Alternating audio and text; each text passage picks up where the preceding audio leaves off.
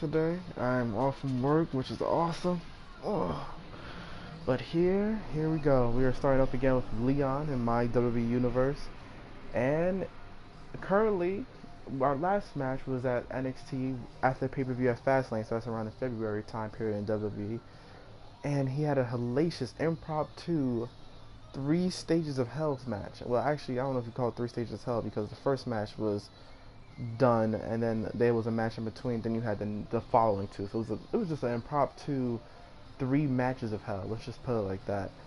Kind of what Triple H did that one time. I believe the pay per view was No Mercy, where he fought Umaga, Randy Orton first, Umaga to Randy Orton again. Kind of like an ode to that. But what a great series of matches those him and Bret Hart had. And now he's been out for 4 weeks. Nobody hasn't heard from him. He hasn't posted anything on Twitter. The only thing he posted on Twitter after the Bret Hart match was hashtag goodbye and another tweet that said, I have to rethink. And that happened probably 5 minutes after his match. So the wrestling world in general has been buzzing to figure out if Leon is trying to get out of his contract with WWE, or is this just his time off for his appearance on the main roster. And I'm here to tell you guys it was just time off for his appearance on the main roster, and he has big plans for him coming up on the main roster. There are some huge plans for Leon coming up on the main roster. I don't think we're gonna put a rocket up him and shoot him to the sky immediately. No, it's gonna be a build, but a rather in front of the camera type build. Like, we're not gonna have him build behind the scenes, but he's gonna be building in front of the camera. So I give you Leon in his new look. Same tattoo. He still has the same tattoo, as you can see. But for those who don't know Leon's background, which I haven't really stated anyway, so I'm pretty sure you guys probably wouldn't know because I haven't stated it. But Leon's background before he came to the WWE was New Japan Pro Wrestling. And while in New Japan Pro Wrestling, they called him the Black Samurai. And they gave him a moniker of having dragons in every poster they held up for him and everything. And sooner or later, the business itself, New Japan, picked up on this exciting fact that the fans love to picture him as this black samurai, and always have dragons in the background for him. So they incorporated to his character pretty much, and he was known as the Black Samurai. And a lot of his attire had a dragon or some picture of a dragon on it. And as you can see here, a lot of his attire, his comeback main roster attire, is black and white with pictures of a dragon. The big question is whether he will debut as a heel or a face, but most likely coming out, he's going to get cheered like a face. Because the fans been wanting him to come back, and also he's an NXT wrestler who's coming to the main roster, and we all know NXT is probably the most popular show WWE has on its programming. It's definitely more popular than SmackDown currently. And I'd say if it's the only reason why it's not more popular than Raw is probably because Raw has the TV time on USA Network and all that promotion behind it. But if they give NXT the same platform, I'm almost certain it would be more popular than Raw, and to give it the 2-hour format. I mean, 3 hours of wrestling is great. However, it's not wrestling all the time that they broadcast on it, and the storylines aren't as intriguing. My theory is it's always easy to make a major storyline popular and believable. The hardest thing, which I think WWE struggles with, is making these minor storylines popular and intriguing to the fans. Because a lot of times now they have minor storylines which a lot of people don't care about because the writers aren't, I don't know if they're not talented enough or they're not given the opportunity to make these minor storylines as great as they should be, which is a great way to build other stars, but making these minor storylines important and as great as they should be, because then you're building up other stars and they're credible stars. But since these minor storylines are never as believable, it's really hard to build up these other stars. If the internet doesn't really take them up and say, hey, we want this guy, we love this guy. Or if fans just start, catching up on them and say, hey, we love this guy, we want this guy to see him more. We want to see this guy more. But let's start with the interest attire, I believe. After I have my little rant, I guess you can call that. This dragon you see here is not in the game. It's a downloadable thing I got from the content creator. The community creations, actually. Should I say that better? And I'm going to show you guys who uploaded it. It was a couple people uploaded, so I don't know who's the original uploader. So I guess I'm going to show you everybody who had this dragon, just to give respect to the person, he or she or them, who made this. Um, yeah, it's just nice. I thought it was a pretty cool looking dragon. Kind of looks like the one from Dragon Ball Z a little bit, you know. But I think it's a cool looking dragon that goes with the whole Black Samurai dragon, and then I have Breathe Fire on top. That's the on my own text I wrote. I chose this muscle workout shirt just because I didn't want to go to the traditional shirt that everybody comes out with, you know, when they come out to wrestle. I went with like the Ryback muscle looking shirt one. I might change it up later, give him the regular t-shirt one, but for now it's just this one because he is coming back. It's a return, so make it like he kind of came from some trenches. Like this used to be a full shirt, but then he ripped it up and made it this. Kind of deal with that whole Black Samurai, you know, walking through fire. That's why I had Breathe Fire on this shirt. And as you can see, I gave him a glove, like a little football glove, you can say. And it has a dragon emblem on it. His pad, elbow pad now has a dragon emblem on the elbow pad. His trunks on the back has a big dragon. I know this is dragon overkill, but, you know, just like WWE wants to get the whole I can, I will with Roman Reigns over, and you know, I'm the man or the guy or whatever it is over. I'm gonna shove down the dragon gimmick down everybody's throat. Um, and then you see right here, he has the tape gloves with the dragon on it, which I think is pretty awesome. I don't know if you guys see that. My IJ707 just got on, so I don't know if it just blocked the screen for you guys. If it did, I apologize.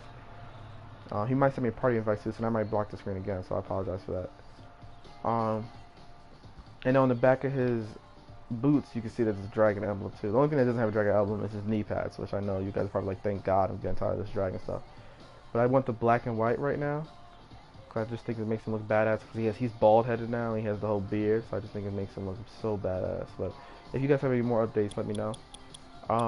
Now, personal information, no, that's not where I want to go actually. I want to change his name, because remember, if you guys remember, his name is Leon Big Time Beauchamp. I would like to get rid of the big time in the middle of his name and just have it as Leon Beauchamp. I know everybody's thinking probably like, oh, this is WWE making everybody have one name again. No, I'm not going with that. It's just that I feel like he's established. Oh, there goes a party invite. I feel like he's established enough to not need the big time anymore, but it's not gone forever. It won't be gone forever. Now, how do I delete triangle? Okay, triangle to delete. There we go. Alright, guys, give me one time to join this party invite.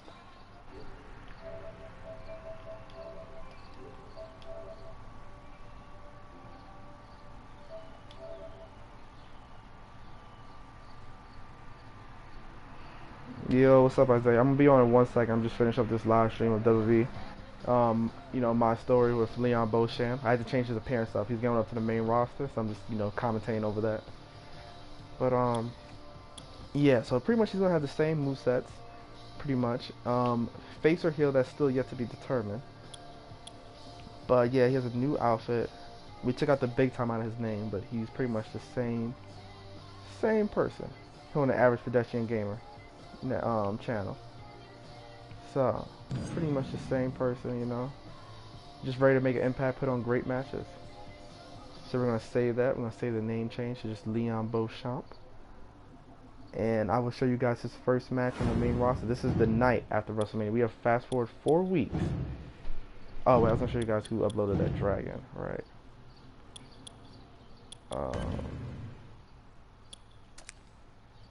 That's right. The hell's going on? I'm doing the broadcast for, You doing the broadcast right now? yeah, for the, how did I find that thing? How did I search it? Goddamn 7 in the morning.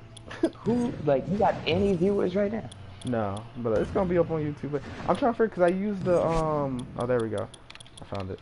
No, because I used the content, like the communications, you could download different logos and superstars and stuff. Like, I like to call them wrestlers, they call it superstars, and stuff like that.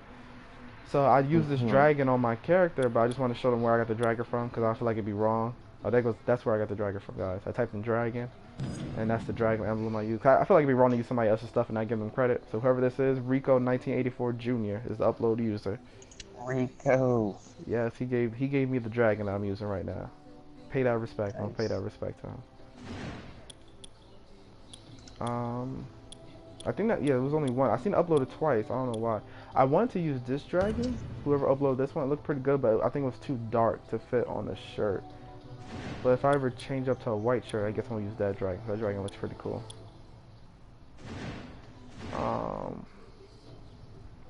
Now I'm gonna show you guys in the WWE universe. Sorry, there's no matches on this one, but I'm just showing you where we fast forward 4 weeks to WrestleMania, and Rusev was the Royal Rumble winner, but he lost to Randy Orton. I kind of just simmed it, but now I think I'm gonna be playing a lot more of these matches because Leon is on the main roster now. He's on the on Raw and SmackDown. And I'm going to show you guys the first match. Yes, the first match, the night of WrestleMania, is him going for the Intercontinental Championship against Chris Jericho. This is going to be big.